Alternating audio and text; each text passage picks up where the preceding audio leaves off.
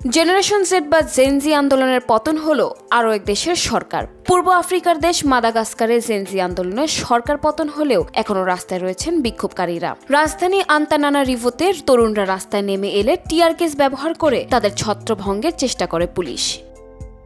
ওয়ালটন এখন দেশের সীমানা পেরিয়ে পৌঁছে গিয়েছে 50টিরও বেশি দেশে।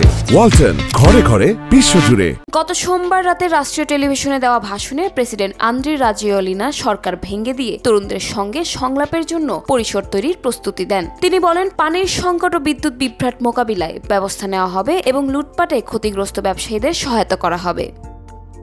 তবে আন্দোলনকারীরা তার বক্তব্যে হতাশা প্রকাশ করে ফেসবুক পেজে জানায়, তারা প্রেসিডেন্ট ও সদ্য বরখাস্ত হওয়া প্রধানমন্ত্রীর কাছ থেকে প্রকাশ্যে ক্ষমা প্রার্থনা চান। একই সঙ্গে রাজধানীর প্রশাসককেও অপারেশনের দাবি জানান।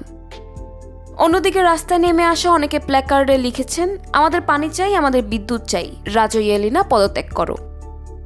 জাতিসংঘ জানিয়েছে, গত সপ্তাহ থেকে শুরু হওয়া এই আন্দোলনে এখন পর্যন্ত অন্তত 22 জন নিহত ও 100-এরও বেশি আহত হয়েছেন। তবে মাদাগাস্কারের পররাষ্ট্র মন্ত্রণালয় এই সংখ্যা অস্বীকার করে বলেছে, জাতিসংঘের তথ্য গুজব ও ভ্রান্তির উপর ভিত্তি করে তৈরি।